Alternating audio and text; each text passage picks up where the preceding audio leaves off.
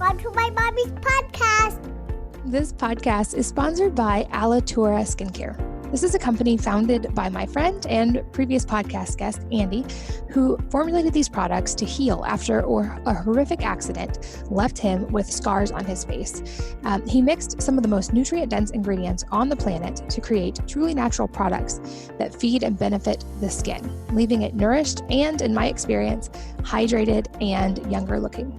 I know from talking to Andy that he has literally gone all over the world to source some of these ingredients and is meticulous and even obsessive about testing them for quality and finding the combinations that work the best. Even the name Alitura means feeding and nourishing in Latin, and I love all of the products that I've tried from them. My personal favorites are the mask and the gold serum, but all of their products are great. Here's a tip with the mask. If you mix it with apple cider vinegar instead of water, you get an extra boost and it seems to really deep clean pores. I use the mask a few times a week, and I also love using their gold serum at night or after sun exposure to keep my skin nourished and hydrated. Check out these products and all of their products by going to alituranaturals.com/wellnessmama. That's ALITURANATURALS.com/wellnessmama. And if you use the code wellnessmama, all caps, you save 20% and get free shipping. This podcast is sponsored by Jigsaw Health, my source for magnesium. You probably know, if you've read my blog, that magnesium is responsible for over 300 biochemical reactions in the body.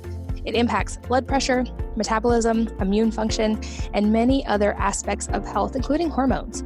It's known as the master mineral, and it's one of the few supplements I take regularly. And I have found a specific way to take it that works best for me in very specific forms, because magnesium is taken in the wrong way, it can lead to digestive upset, or if it's taken too quickly, it can cause all kinds of problems.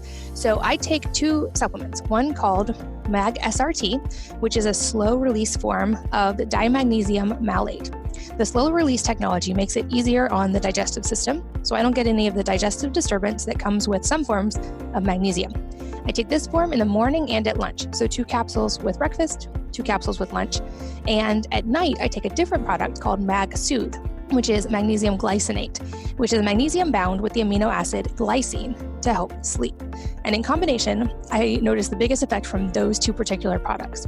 You can check them both out and save by going to jigsawhealth.com/wellnessmama, and the code wellness10 will give you $10 off any order. So again, that's jigsawhealth.com, jigsawhealth.com/wellnessmama, all one word, and the code wellness10, all lowercase, gives you $10 off.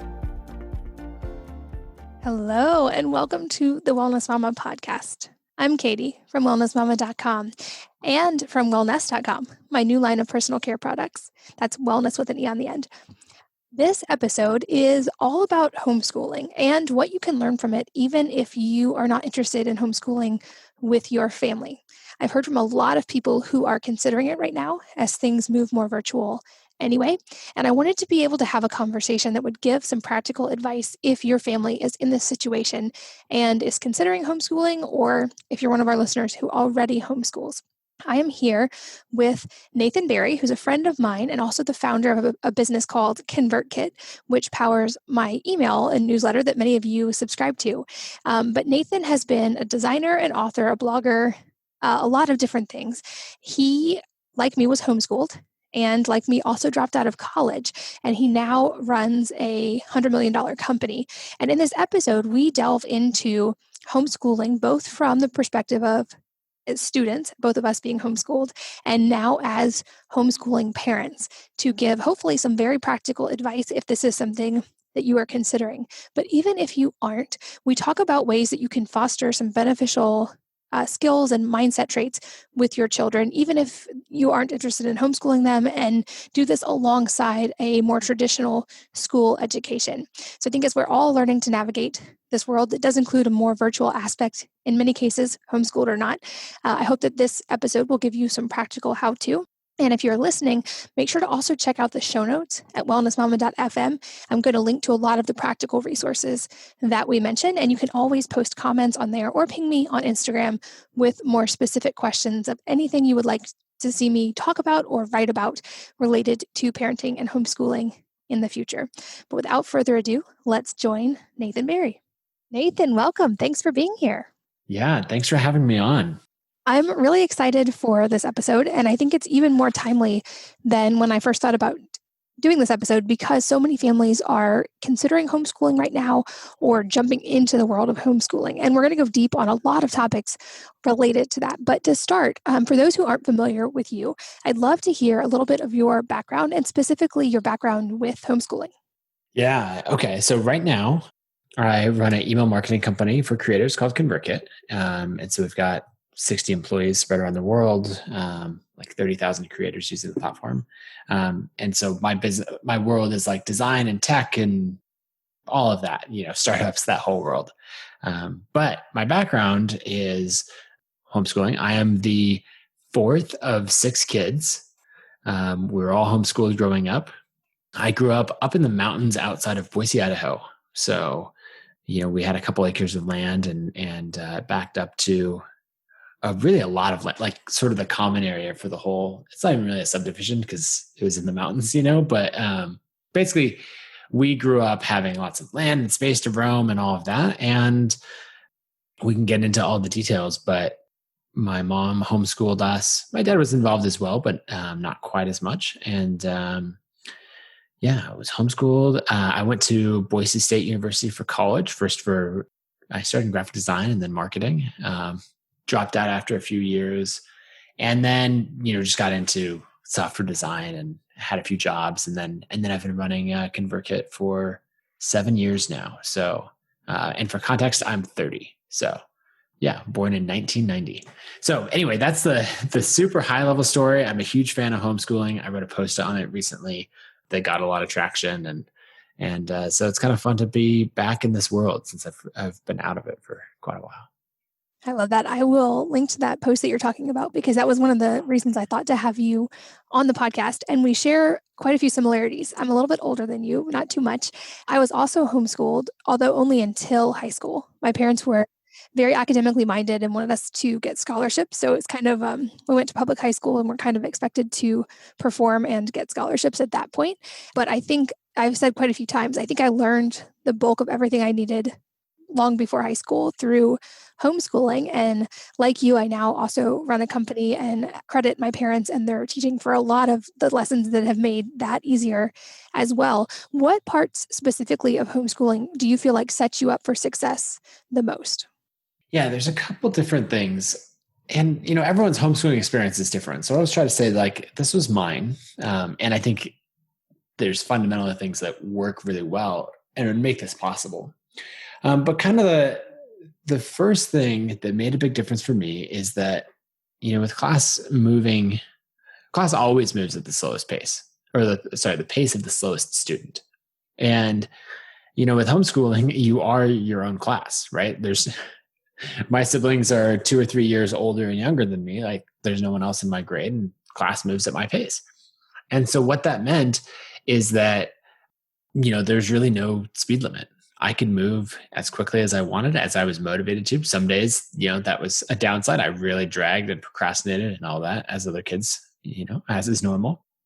But then I really remember this time when I was 11 or 12 and, we grew up in the mountains. And so it's winter time. There's just the most beautiful snow coming down where you can practically see the snow accumulate because it's just these giant, perfect snowflakes.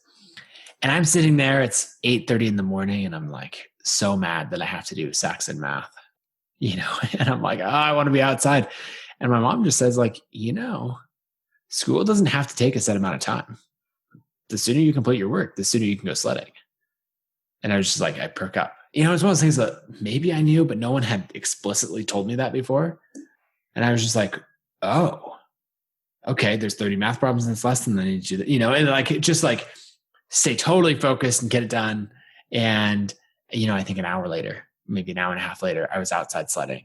And so that was such a key lesson that there's no speed limit. You can go at whatever pace. And I actually played this forward. Growing up, all of my friends were older than me, friends from church youth group and even friends from the neighborhood. And so I had this realization that they were all going to go off to college and I'd still be stuck in high school. And I think I realized this when I was probably 13 or 14, and they were all, 16, like 15, 16, 17, kind of like that. And so I thought, ooh, I don't want that to happen. So I went to my mom and said, well, is high school 4 years or is it a set amount of work? And to her credit, she said, no, it's a set amount of work. And I was like, great. Can you give me that in to-do list form?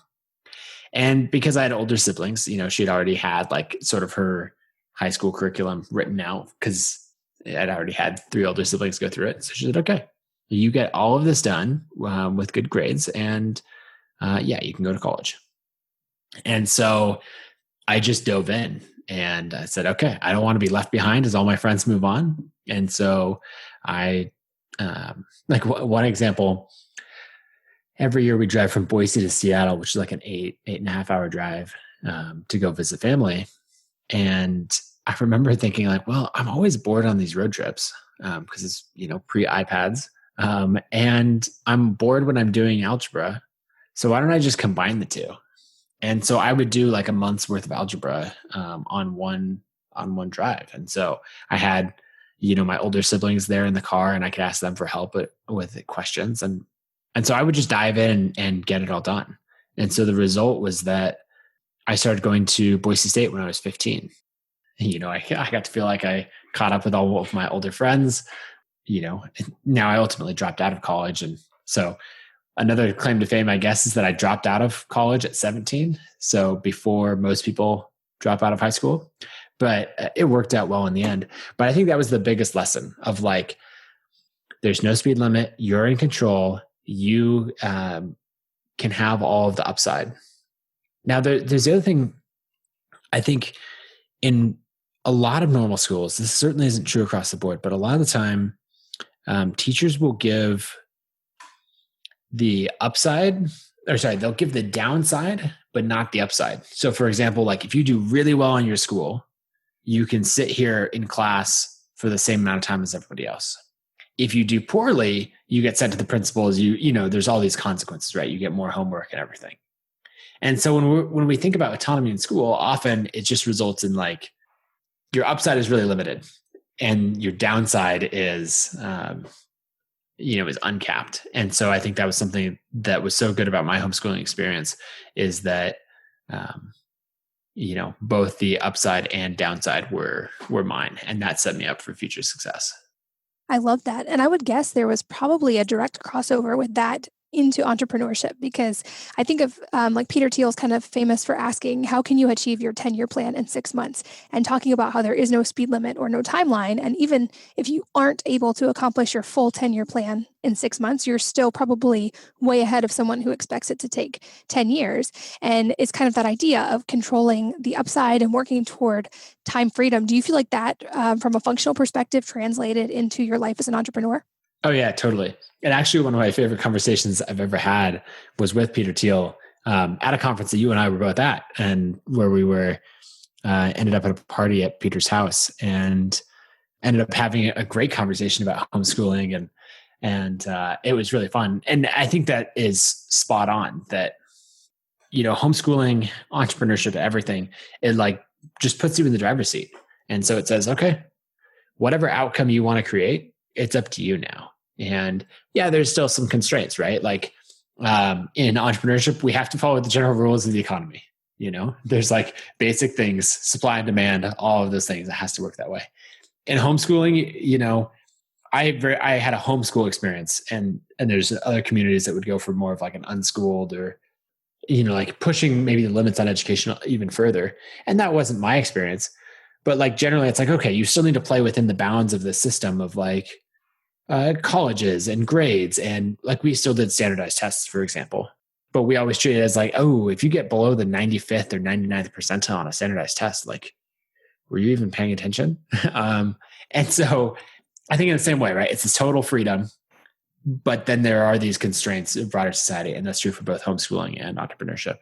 I agree. And we did the standardized testing as well. I think my parents liked having a metric of just making sure we were able to check all of the boxes. And I think it also was great because the mindset for us was this is kind of like a game that we have to play, but like, let's just beat the game. And I approached the SAT and the ACT with the same mindset of like, it's not that I think this thing is going to help me in my life, but this is a game. So how can I beat the game? How can I study effectively for this particular test and just treat it as a thing I'm going to conquer, and did really well on both of those. And so I've now taught my kids the same way of like, I don't care what your ACT and SAT scores are, but if you want to take them, let me show you how to beat the game. I think the other thing you touched on that I loved was the aspect of autonomy, because I've seen this, and I think this is an important thing that we need to be having a conversation about, even in the adult population, in the workplace and in motivation in general. I think of Dan Pink, who talked about the psychology of motivation, and he explains that the ideas of autonomy and mastery are actually bigger motivators in the workplace and in life than even money, reward, and fame, and how that seems counterintuitive at first, but basically like the human psyche is kind of wired for those things. And not that those can't be fostered in a traditional school environment, but I think homeschooling is uniquely geared to make that more possible in situations like what you talked about, and also getting kids to think in terms of time being the most valuable asset and moving towards time freedom. Do you feel like that crossed over directly as well, that mindset of autonomy and being in control of all the factors when you started building companies? Yeah, I think so. I was just used to that environment. Like I think we all had friends or heard stories, right? As you're leaving high school or and going to college, right? You always encounter people where you just see them go off the deep end in some way, right? Whether it's drugs or partying or whatever else. And usually when I dive into or like kind of dig a little deeper and be like, what happened there? Often it was times where someone's life was really controlled and they didn't have a lot of autonomy. And so then they came into this environment where, of college, and they had total autonomy and they could make all their own choices. And like the freedom from that was overwhelming. They didn't know how to make good choices, or they didn't have that as their own value or priority. And so I think that homeschooling can work in a really good way of giving people autonomy along the way, and then seeing what each kid does with it, and the freedom from that, and then the self-motivation that comes from it. And then that rolls forward into the next thing, usually more freedom, more autonomy, and a more motivating process. And so I think that that's the same kind of thing in entrepreneurship, where everyone that I know that's quit their job has been like, okay, I'm all in on this company that I'm starting. I'm all in, like, let's go. And then they have this moment of like, oh, I've been used to building this as a side hustle, but now I can spend all my time doing whatever I want. And I don't know what to work on. Like the freedom is crippling. And so I think that the more we can give autonomy in education and in our companies and all decisions along the way, the more success people are going to have. There was a quote, I'm trying to think, I must have been reading Brene Brown the other day. And so I don't know who she was quoting, but she was basically talking about a lot of times we run the risk of paving the road in front of our kids. And so basically preparing the road for our kid rather than preparing the kid for the road. And it just made me think of a lot of what we're doing is too structured and too prescriptive. Whereas, certainly my homeschooling experience was a lot of like, look, this is what the world's like. Here's exactly what you're saying. Here's how to play the game. And identifying when it's like, this really matters. And when it's like, this is just a game. And, games are fun to play. So treat it that way. And that's exactly, I love what you're saying about the standardized tests, because we thought of it in the same way. And honestly, I think of entrepreneurship that way now as well, of like, and I'm curious if you think of entrepreneurship the same way, right? Because you've built a wildly successful company. You're in the process of building another one that I think is going to be 10 times bigger or more. And so I'm curious, do you bring that whole game mindset into your company as well? Very much so. I love that idea that you just mentioned of prepare the kid for the road versus the road for the kid. And that's something we now are homeschooling our kids as well. And we thought through when we started of what is the actual goal with an education. We're not just going to follow a curriculum or a book program just because it's an existing program. What are our kids actually going to need to know as adults to be not just members of society, but contributing members of society who work to improve things? Because certainly, the last few months would illustrate there are certainly many things that our kids are going to need to address and improve over the course of their lifetime. And we distilled this down to the idea that does correlate to our companies as well of what are the most common skills that make someone effective and efficient and prepare them for whatever future path they're going to encounter. Because also, I would guess, just like for me, it would be true for you as well. Your current career probably didn't exist when you were in grade school. So if someone had asked you what you wanted to be when you were young, you wouldn't have even been able to know to answer what you're currently doing. And with the rate technology progresses, our kids will likely face a similar thing. So we distilled the idea that we needed to equip our children with skills that could not be outsourced to computers and skills that made them good humans. So things like creativity, critical thinking, connecting the dots where other people don't even see dots, thinking outside the box, questioning and finding out if something is actually a legitimate source of information versus just part of the narrative. And then how do we build on that and teach the things they need to know through that lens versus just through book work. And so we also kind of applied an 80-20 approach to school, realizing if I went back and just thought of all the facts that I had learned in my education, I would remember probably a very small percentage of them. And so what things do kids actually need to retain as adults to be effective in whatever area they end up? And so like the things we've done with our kids have led into that kind of business approach that crosses over in our companies as well. And much like you, our kids finish their traditional bookwork by about the age they would normally start high school. And at that point, we have started an entrepreneur incubator with them where we work with them to start their own business. And the goal being they have to have a profitable business for a year before they can drive a car or get their own phone, which has been pretty motivating for them thus far. And so it's been fun to kind of see that overlap and to kind of watch their minds start to engage on the business side. Yeah. Oh man. I love that. I had seen some of the public aspects of the, or what you have shared on Facebook or that kind of thing of, I believe one of your kids did a coloring book. Is that right? A cookbook, actually.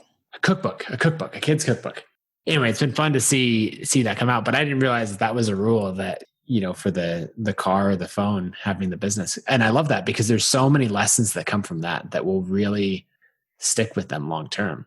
I just think about everything that has to happen in order to have a profitable business. And it's so many of those skills that you're talking about. And, you mentioned not knowing what you want to be when you grew up. Like I wanted to be a landscaper. So clearly that played out exactly how I thought it would. But I wanted to run my own landscaping business. So at least I got the business side part of it correct.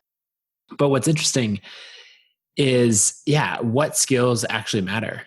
Like my mom had a really strong background in literature, English, writing, all of that. And I remember her making me suffer through all of those subjects. And I was just like, Mom, this doesn't matter. Like I'm never going to be a writer. Remember, I'm going to be a landscaper. And she's like, okay, that's fine if you're never going to be a writer or anything like that. But like writing is such a crucial skill. You have to get it right. And now what I realize is what she was stressing is communication matters, and clear writing leads to clear thinking, or clear, the more you practice clear writing, the more your clarity you're going to get in your thinking and your communication overall. And and then what's funny is that I then went on to write books and all of that. So she was totally right. And I was wrong, and she reminds me of that from time to time. Like, remember when you insisted you were never going to be a writer and I made you work on writing anyway? And remember how I was right? And I'm like, yes, Mom, thank you. But she did exactly the same thing that you're describing of saying like, okay, what's actually going to matter? And we still did chemistry and I still remember, random facts from that. But, I think my parents did a really good job of stressing those things. And they never had a requirement that I start a business or something like that. They just always encouraged it. They didn't give us allowances. And so we started a pet sitting business around the neighbors' houses. I started a woodworking business and sold, wood projects door to door to the neighbors. I think probably when I was 12 or 13. And so that was just, there were always these things and ways to make money. And it was very much a hands-on education. I love that. We've taken a similar approach with our kids. They don't get an allowance. Our thought was always, we don't get paid to do things around the house. We're all just part of a team that lives here, but we do incentivize them to find problems and solve them, because to me, that's a valuable life skill and also very much an entrepreneur skill. So if they notice something is broken and fix it, then we will pay for that, but they have to take the initiative. So, and I love that. It seems like the same for you. You found ways to make money. And just like in entrepreneurship, we tell them you make money by solving problems and by helping people. So find those needs and figure out how to fill them. I'm curious, I'd love to hear how you now are implementing some of these things and what you've changed in how you are raising and teaching your own kids. Yeah. So I've got 3 kids now. They're all boys. They are 8, 6, and then 6 months. Let's see. Things that I've kept the same would be lots of free play, unsupervised, unstructured, just trying to have a lot of that. I grew up on a lot of land. I don't have the same desire to live in the mountains, 45 minutes outside of town. But we did buy a 4.5 acre little farm homestead that over the last couple of years we've been making our own, and it's, right here in Boise. So that's nice. So there's always projects. Actually, my son August, who is 6, told me last night that he's going to live off the land now.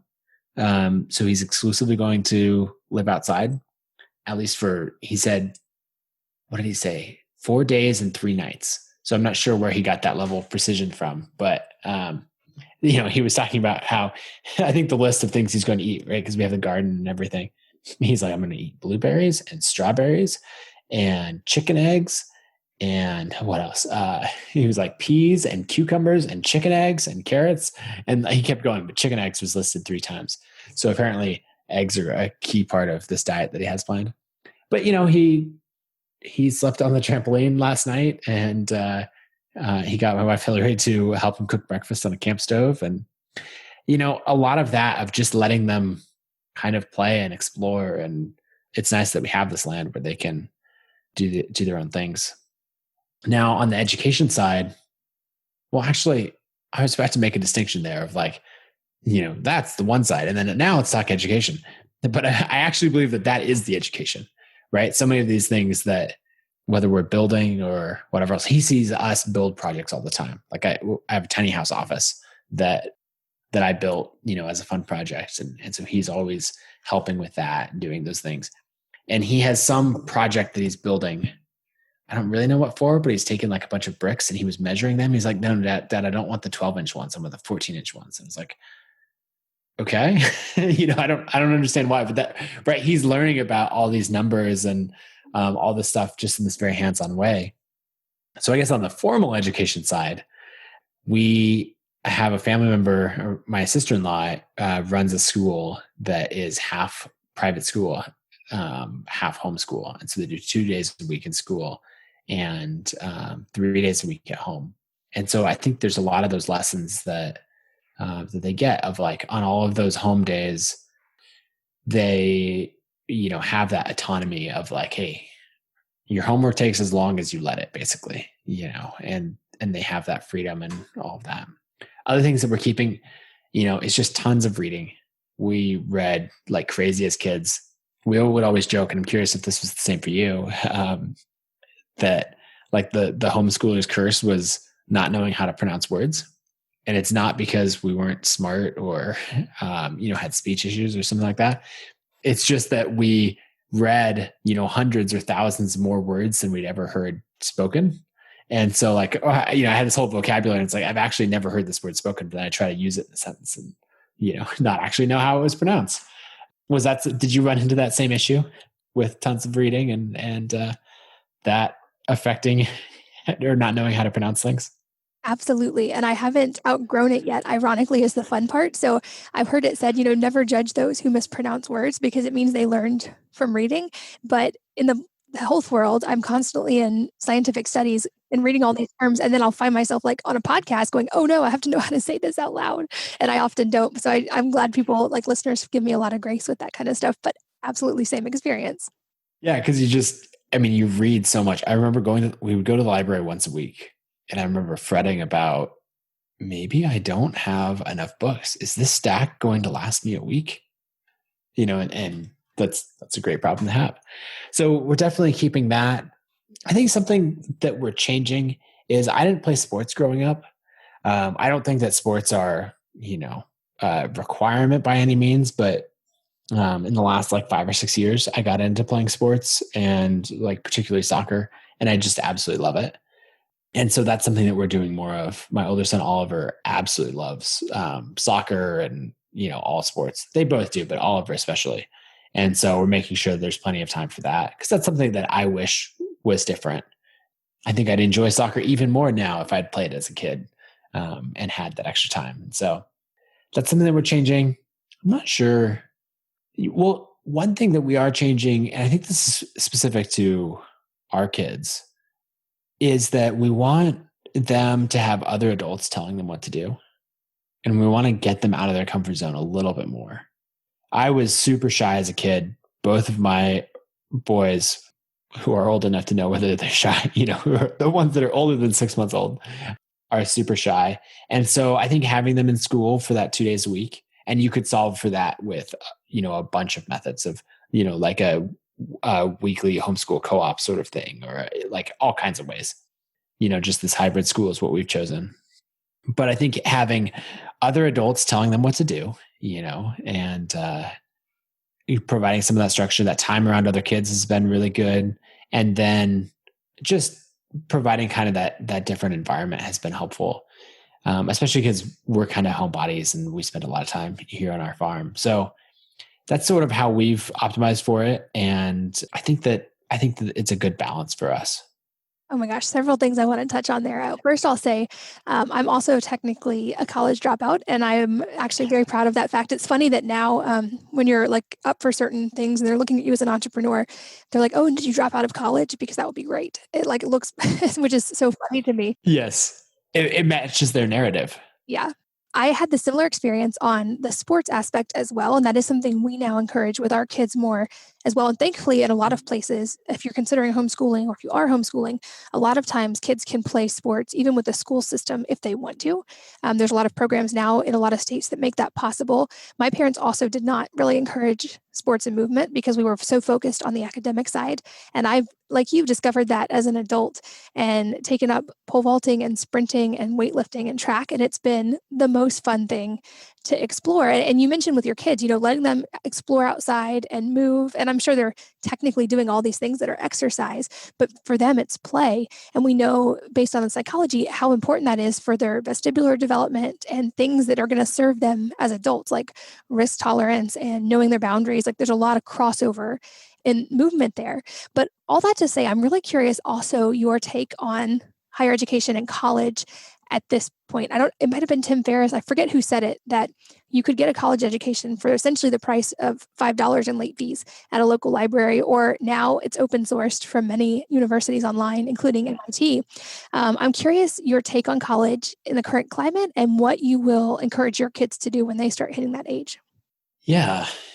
So I don't have the same perspective on college of like, go to the library and learn everything.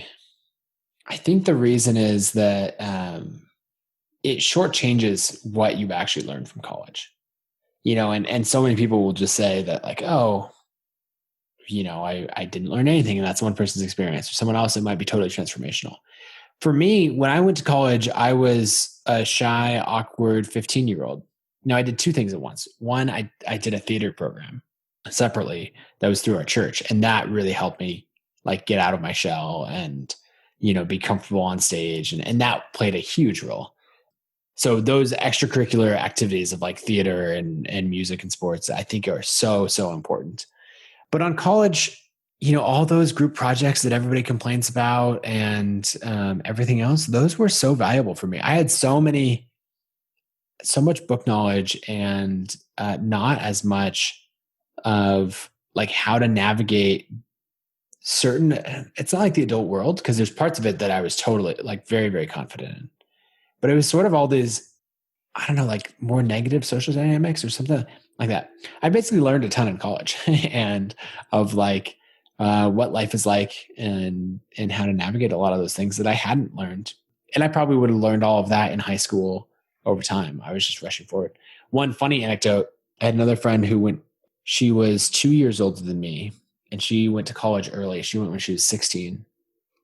And she had given me this tip of like, never tell anyone how old you are because they'll treat you differently. Like, obviously you look super young when you're 15 or 16 going to college, but the moment they know how young you are, they'll treat you differently. And so I learned this from her, and people would say like, how old are you?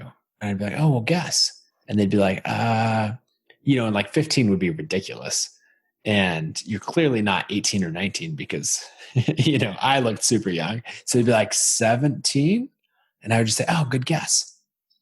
And then leave it at that. And then like never actually tell them whether or not, it was a good guess. It's wrong, but you still got to respect the guess. And so there were little things like that of navigating social situations or things that I learned that college was really good for. So I would still recommend college. I think college is a good default, and I would recommend pursuing it if you don't have something else that you want to do. But if at that 16, 17, 18 age, if you're clear on what you want, whether it's entrepreneurship or, pursuing the arts or something else, and if it works outside of college, I think that's great. And I would say go for it. There are definitely scenarios and I have a couple siblings who I think that they really didn't know what they wanted. And I think that they didn't end up going to college. And I think that college would have been helpful to get them out of their comfort zone and push them to figure out what it is that they wanted. So I think it's a great default, and I think I'll encourage it for my kids as a default. But if they know what they want, I'd tell them to just like shortcut it and pursue that instead.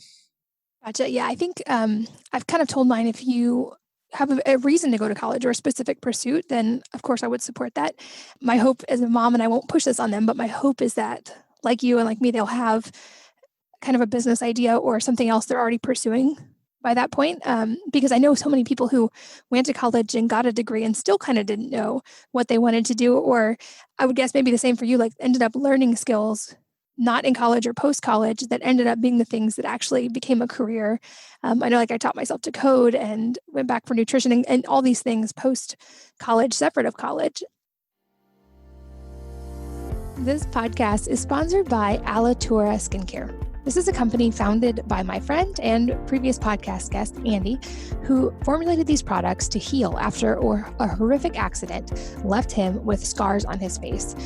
He mixed some of the most nutrient-dense ingredients on the planet to create truly natural products that feed and benefit the skin, leaving it nourished and, in my experience, hydrated and younger looking.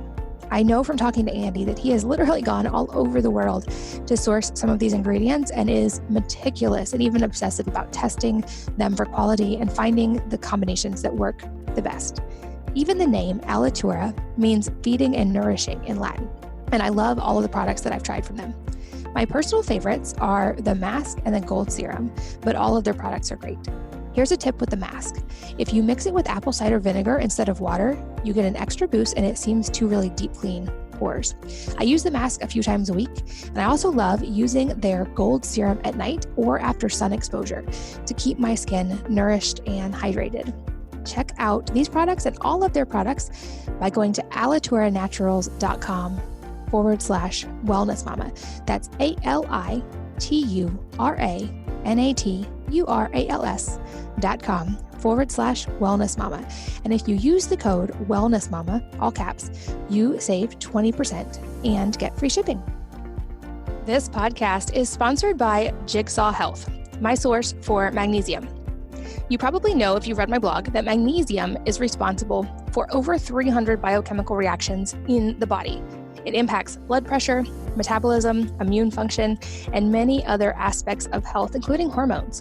It's known as the master mineral, and it's one of the few supplements I take regularly. And I have found a specific way to take it that works best for me in very specific forms, because magnesium is taken in the wrong way, it can lead to digestive upset, or if it's taken too quickly, it can cause all kinds of problems. So I take two supplements, one called Mag SRT, which is a slow release form of dimagnesium malate.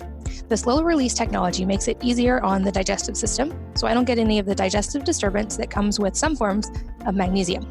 I take this form in the morning and at lunch. So 2 capsules with breakfast, 2 capsules with lunch. And at night, I take a different product called Mag Soothe, which is magnesium glycinate, which is magnesium bound with the amino acid glycine to help sleep. And in combination, I notice the biggest effect from those 2 particular products. You can check them both out and save by going to jigsawhealth.com/wellnessmama. And the code wellness10 will give you $10 off any order. So again, that's JIGSAW health.com, jigsawhealth.com/wellnessmama, all one word. And the code wellness10, all lowercase, gives you $10 off. I also love that you brought up the social aspect, because that is definitely one of the biggest objections I hear when it comes to the idea of homeschooling. And I personally know enough homeschooling students who are just anecdotal examples to kind of go against that idea that homeschool students don't get enough social interaction. But I'm curious if that's something you are specifically addressing with your kids. I know you touched on it a little bit, and then how you'll do that as they get older as well. Yeah. So there's a couple of things. One, if you say like, oh, I'm thinking about homeschooling, people will be like, oh, I can't believe you want your kids to be socially stunted or whatever. And like, that's just ridiculous. But there is another side of it of like, if we were to break down social interactions, we would need to start putting it into categories, right? There's your ability maybe to navigate peer pressure when, like your 15-year-old friends are saying like, hey, let's go, break into the store down the street, or let's go steal this thing or whatever, right? Like all these things that a lot of teenagers are wanting to do or suggesting. There's how to, as a little kid, how to talk to adults. Like that's something that comes up a lot. And like, if we were to break down social skills into so many things, even reading the room, like having that social awareness to realize, oh, when she says this, I don't think that's what she means. I think she means something else, or like noticing when something happens or any of those things. And I think that instead of lumping it all together and saying homeschoolers don't have social skills, we should start to break that down. Because for me, what was the case is I was great at talking to adults. And actually every homeschooler that I've ever met has been really good at being clear-spoken, carrying a conversation, everything, because that's what we do. We talk to people across all age ranges because of our siblings, our families, all those scenarios. Like I had this moment where I was in maybe Shopko. I think Shopko was the store. And I was asking my mom, hey, do you know where the Legos are? And she's like, I don't, but that gentleman works here. You can go ask him. And, I was super shy. So I'm like, okay. All right, let's go ask him. Ask like, sir, do you know where the Legos are? And I must've been 9 or something at the time. And now having an 8-year-old, I'm like, this would be ridiculous to talk to him this way.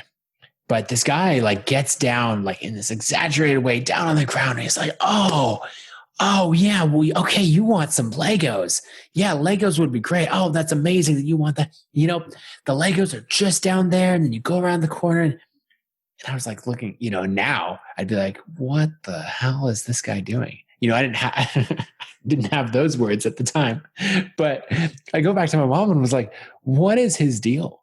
And she was just like, yeah, some people feel the need to talk to kids that way. And it was so stark because no one had ever talked to me that way in my life. No one had ever treated me differently because I was a kid.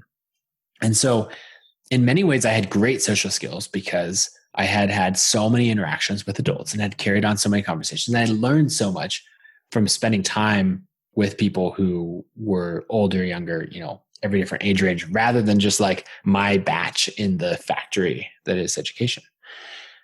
But then at the other side, there were lots of social skills that I didn't know how to navigate of like, like certain finer points of, more difficult interactions, like peer pressure, some of those other things where you're like, okay, what actually is going on here? And so anyway, I guess I would say I'd always break it down. And then also, if you think about, for everyone who went to a high school, if you think about, okay, maybe 500 kids in the high school, and break down the whole range that you have across the board there of everyone's social skills, like, some people are going to be so outgoing and just like so confident and great communicators and everything else, can navigate any situation. And some people are going to be totally awkward and distant and everything else. And like we would expect that in a school. Well, guess what? You're going to have the same range across homeschooling where people's natural personalities and the environments they grew up in and their home life and everything else is going to come out in different ways. And you're definitely going to get some homeschoolers who are shy, awkward, and don't know how to navigate certain situations. And you're going to get some who are ridiculously outgoing and so confident on stage and whatever else. So that's what I would say. Homeschooling or a lack of social exposure is not a reason to not homeschool. It's just something that you need to build into your system so that there's plenty of opportunities to get your kids more and more opportunities and get them in, talking to adults in front of people, running their businesses, we have friends who homeschool and they've got two daughters who I think are 7 and 5.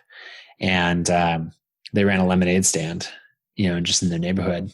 And, people might say like, they're not socialized enough, or I don't know, but their idea, like whenever they didn't have enough business, they would run over to like somebody's house and knock on the door and like tell them to come buy stuff from their lemonade stand. I was like, pretty sure those girls know how to navigate social situations. Like I think they will do just fine as homeschoolers. So it's just about what you put into your system and what opportunities you give them and what challenges you put them in front of. Definitely with you on all of that. And yeah, those girls have a head start on marketing for sure. Yes, exactly. If you can learn direct sales at 7 years old, like you're set. Exactly.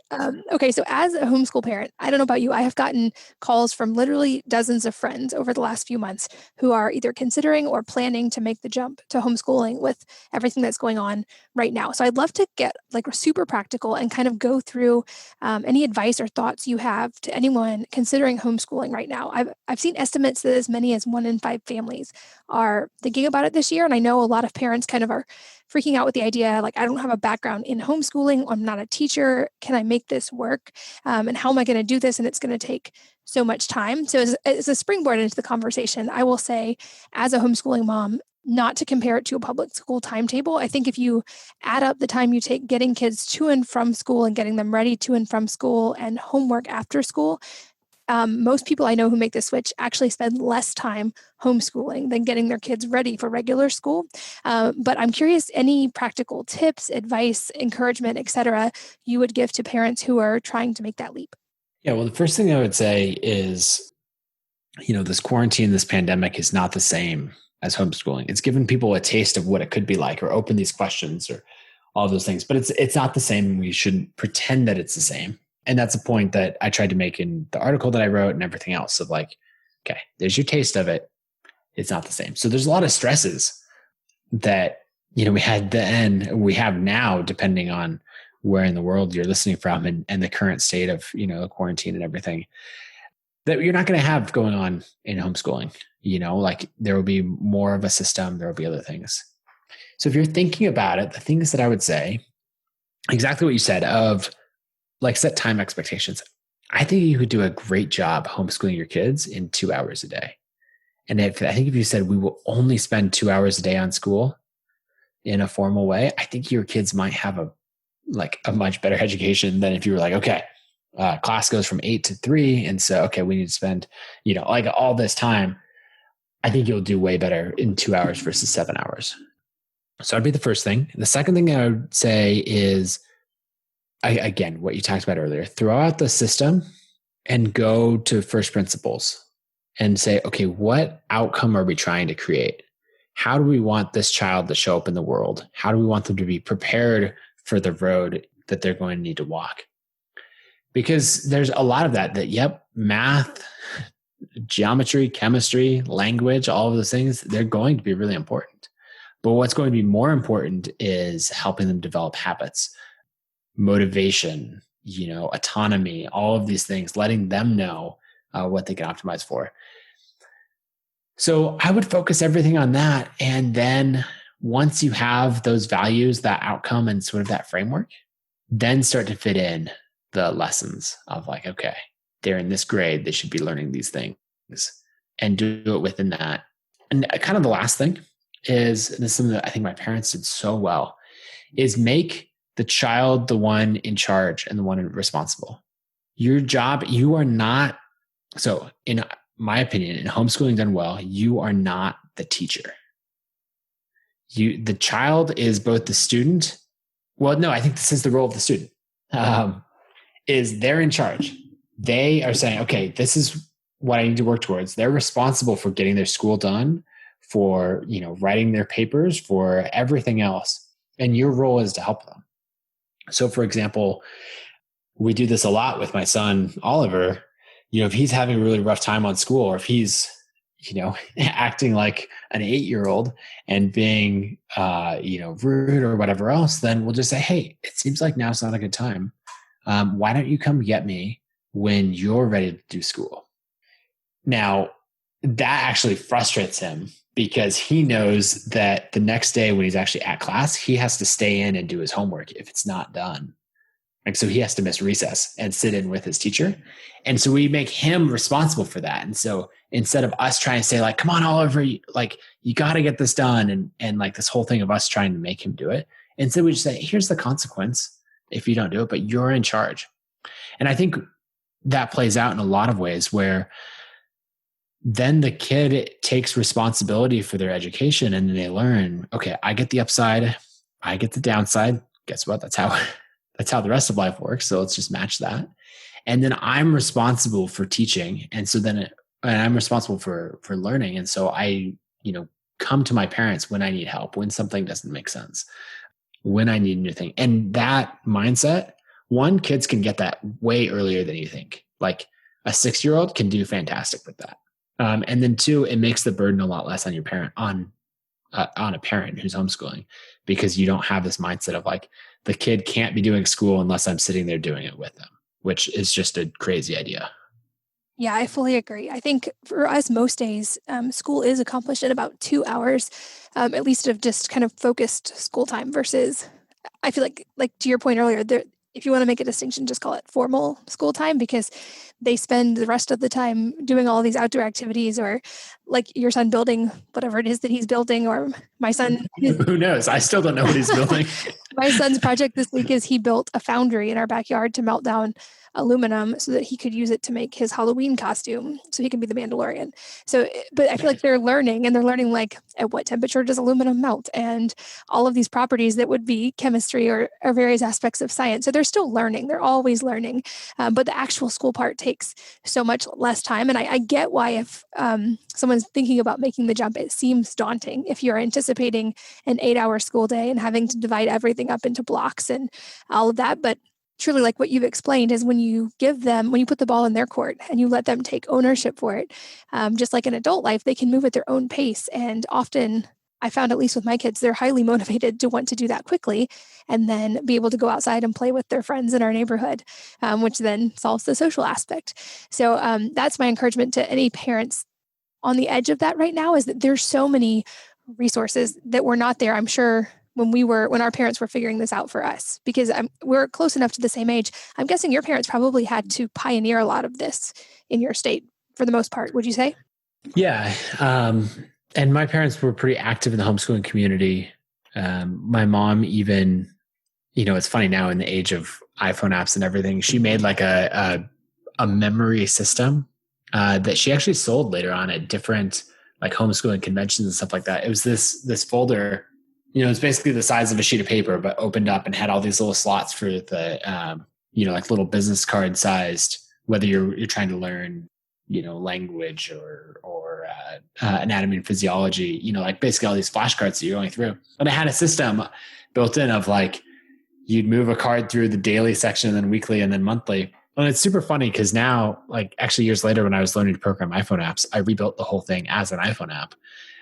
But yeah, my mom was pioneering that kind of stuff. And she started a curriculum, she did some on curriculum, but she started basically like a distance writing program for homeschoolers where they could all have writing assignments and books assignments and all that. But then when they wrote short stories and essays and all of that, she had a publication.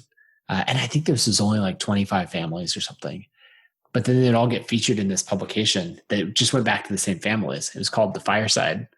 And like a bunch of the kids were involved in laying it out in Microsoft Publisher and just this whole thing. Like looking back, my parents did such a great job of creating those opportunities, but then also like not making too big of a deal out of it. It was just relatively simple and straightforward. And they put us in charge. So they would say things like, hey, make sure that you write a short story to include in the fireside this month. Or I think maybe it was quarterly. But yeah, so yeah, my parents pioneered a lot of that stuff. And now there's so many great things. My friend Ryan Delk just launched a new startup specifically for schoolers called Primer. I'm excited to see that develop. He's actually got one of his engineers left SpaceX to come work at Primer. And so they're like, oh, well, let's just do the stuff on model rockets. Let's do all, and it's like a SpaceX engineer who's helping you do it. So there's just so many incredible opportunities right now. I've never been more excited for the homeschool community and then just this broader cultural shift that's happening of whatever stigma homeschooling had 25 years ago, it just doesn't have anymore. Yeah, I couldn't agree more. I think we're in a really amazing time for all of the problems right now. There is a much wider acceptance of virtual learning and amazing tools that are developing out of the need for that right now.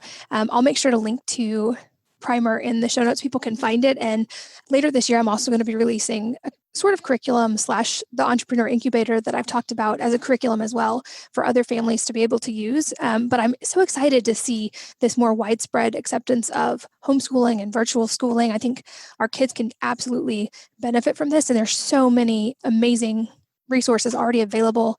I will link to some of my favorites in the show notes. And if you think of it and have any favorites, I'd love to hear them and include them. Or if you want to just shoot them over to me later, I can put them in the show notes as well. Sounds good. Yeah. I mean, the biggest thing is I would tell everyone as they're looking through all of these, contemplating the decision. One, know that you're a hero for even considering it, just for being that invested in your kids. And I think it's fantastic. But then, speaking as a listener and just thinking for you and I, we're just case studies. It worked out really, really well for us. We've got successful businesses, not to brag too much, but we've both got fantastic families, and it's just like homeschooling is good. And I think questioning all of these standard things and, whether it's education or business or all of that, if you can raise that kids who think for themselves and question, then I don't know, you're going to do really good things both for your family and for the world. Yeah, I think that's a very worthy goal, whether we homeschool, whether we don't. I think all parents can unite on that front. And like you, I'm so grateful and excited for all of the business stuff and for being an entrepreneur. But I think the greatest joy in my life is getting to see, like you said, we have pretty amazing families, getting to see these things with my kids and getting to help them learn and to have them home and have more time with them and to teach them. So on that note, as a mom, I would say I really encourage, if you're considering homeschooling, it really is amazing to have that calm and to have them home and to be less rushed. There are so many benefits to that as well. As a busy entrepreneur as well, you probably get this question relatively often. I know I do. Do you have any tips for getting it all done, for balancing time and family and work and all the things that end up on our plates? Yeah, it's a good question. I'll just tell you what I do. And there's nothing groundbreaking about this, but I do the Pomodoro Method of just setting a timer and focusing for 25 minutes, quitting everything. And I actually have this little dish in front of me that has two sides to it. And I've got 10 marbles. And every time I do a 25-minute focused session and check something off my to-do list, then I just move a marble from one side to the other. And then, so a really good day would be a 7 marble day. But it's just kind of this nice visual reminder of right, I'm supposed to be focusing. So I actually have a little kitchen timer on my desk as well. And it's a fun little reminder, but there's nothing that special to productivity. It's just really write down what's most important and then set aside focus time and, reward yourself in small increments as you check that off. So I think kids can do well with that system also. And we've done that a lot where we're sitting down to read or something like that. And we're like, okay, we're going to set a timer. We're all going to read for, this is when they're younger, but for 15 minutes. And they're like, okay. And they would be like, oh, is it time to be done? They could see the timer and it's still going. And so just those little examples, deep work focus is really hard for kids. It's hard for adults, but the earlier you learn it, the better off you'll be. I love it. And I will I've used that as well. I'll put a link to the Pomodoro technique for anybody who's not familiar with it. Also, is there a book or a number of books that have had a dramatic influence on your life? And if so, what are they and why? Ooh, okay, so I'm like turning around looking at my bookshelf behind me. Anything You Want by Derek Sivers. There's so many things in there. The book takes an hour to read. He built CD Baby, which was the first online retailer of independent music, and sold it for like $20 million. And amazing story. Great thinker. And I love his perspective. Yeah, I think that would be the biggest one. And then an audiobook, I'm trying to remember the exact name. I'll look it up. It's by Brene Brown. It's basically on it's not raising successful kids, but it's like a 3-hour listen on Audible. The Gifts of Imperfect Parenting. That's what it's called. And it's by Brene Brown. And it was really good. So I would definitely check out both of those. Awesome. I will make sure those are linked in the show notes, as well as a lot of the stuff that we have talked about, and as well as ConvertKit, which is your company, and the new one, Primer, so people can find those and continue learning. Where can people find you online if they want to just stay in touch and learn from your work? Yeah, I'm pretty active on Twitter at Nathan Barry. Barry is spelled Barry, and then nathanbarry.com. Every couple of weeks, I've got a blog post that I put out. I dive deep on entrepreneurship, design, marketing, and occasionally homeschooling. And then I've got a newsletter that you can sign up for there that I put out every week on Tuesdays. Wonderful. Okay, I will link all of those at wellnessmama.fm. So if you are driving or exercising while you're listening, you can find everything we've talked about there. Nathan, I really appreciate the time. I know just how busy you are as a dad and an entrepreneur, and I'm grateful for everything you shared today. Yeah, thanks so much for having me on. And thanks as always to you for listening and sharing your most valuable asset, your time, with both of us. We're so grateful that you did. And I hope that you will join me again on the next episode of the Wellness Mama podcast. If you're enjoying these interviews, would you please take 2 minutes to leave a rating or review on iTunes for me? Doing this helps more people to find the podcast, which means even more moms and families can benefit from the information. I really appreciate your time, and thanks as always for listening.